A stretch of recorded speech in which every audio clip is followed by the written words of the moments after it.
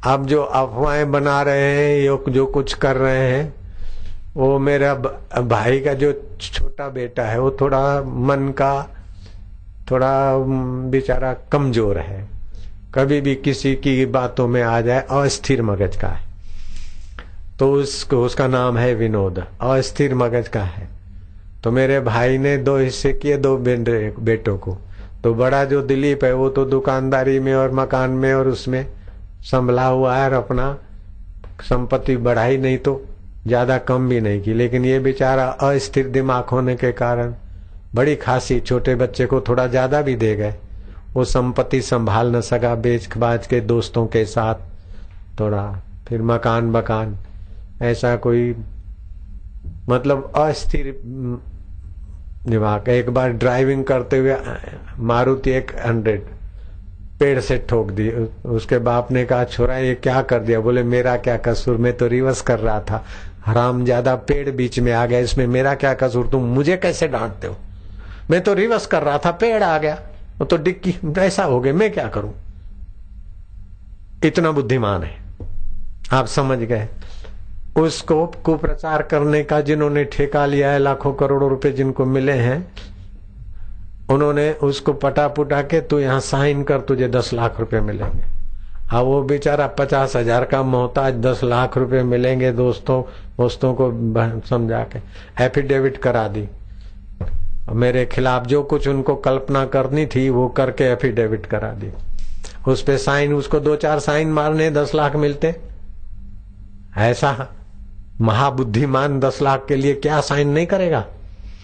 Sign कर दी। फिर camera के आगे रटा रटा कर, किसी कमरे में कैमरा के आगे उसको सिखाया, ही बार बार रटाया, तू ऐसा बोल। तो उसने बोला कि ये जो बापूजी हैं वो मेरे, अब भी एक गंदी बातें मैं नहीं बोलूंगा, आज मेरे खिलाफ उससे बुलवा लिया,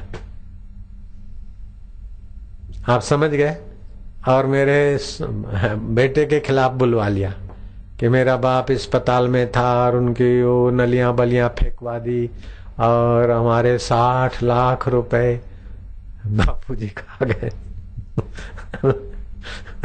ऐसी ऐसी कुछ बातें उनसे बुलवा ली। और फिर उसने बोला अब लाओ 10 लाख, अरे जा बाद में देंगे। तो धक्के खाते खाते खाते खाते अहमदाबाद के वो सज्जन सुनते रहे, मैं उनका नाम बदनाम नहीं करूंगा, उन्होंने मेरी बदनामी के लिए कोई कोर कसर नहीं रखी, लेकिन मैं उनको ढाकने में भी कोई कोर कसर नहीं रखूंगा। जयराम जी की बोलना पड़ेगा, सांभरता से गुजरात ना सज्जनों। तो मेरे भतीजे से लिखवा भी लिया और बुलवा भी लिया, और 10 लाख उस बेचारे को पता ही नहीं कि ये लोग 10 लाख कैसे देंगे। चक्कर कटवा के फिर 1600 रुपए उन्होंने पकड़ाए। तो फिर वो मेरे पास खबर आई, वो रूबरू मेरे पास नहीं पहुंचा, आश्रम वासियों को बोला कि इन्होंने तो हमारे को ऐसा कर दिया, साईं के लिए ऐसा बुलवाया। तो उन्होंने बोला अच्छा कैसा बुलवाया? तो वो भी ले आया कैमरा, तो उसमें इसकी सच्चाई की बातें भी आ गई।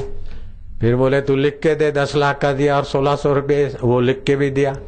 अभी तक हम उनकी बातें समाज को नहीं बताते, मीडिया को नहीं बताते कि भाई हमारी बदनामी करने के लिए साजिश करता यहां तक जा सकते, मैंने नहीं बताई। अब क्या करूं कि सत्संगी लोग बेचारे असमंजस में है, ये क्या हो रहा है, इसलिए तुम्हारे आगे दिल खोलता हूं, दिल का हाल सुने दिल वाला। मेरी फरियाद नहीं है, लेकिन आप दिल का हाल सुने बिना रहोगे नहीं, इसलिए सुनाता हूं। इसी प्रकार न जाने क्या क्या वो 2001 और रेवाड़ी में वो मेरे सेवकों ने डायरी देख ली मेरे कार्यक्रमों की। तो 2001 में तो हम रेवाड़ी में है ही नहीं, जयराम जी की। और कल परसों किसी से कहलवा दिया बुरखा पहन के कि रेवाड़ी में बापू ने मेरे साथ। अब मैं ये गंदी बातें बोलना नहीं चाहता हूं।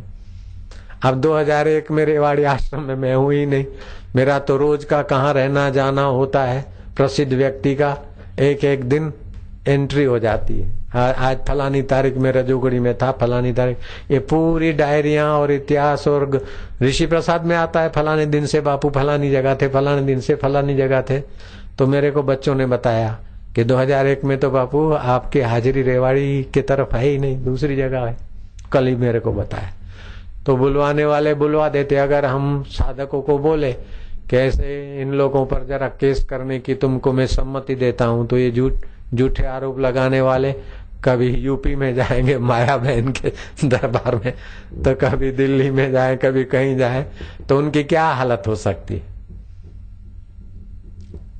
इल्जाम लगाने वालों ने इल्जाम लगाए लाख, मगर हम तेरी सौगात समझ के सिर पे उठाए जाते हैं, हम और मजबूत हुए जाते हैं। नारायण हरि।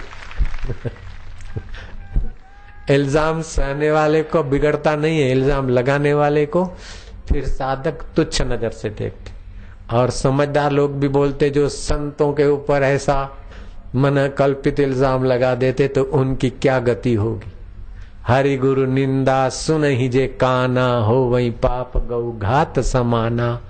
हरि गुरु निंदक दादु रहो, वही तुलसीदास ने कहा, जन्म सहस्त्र नर पा वही सोई।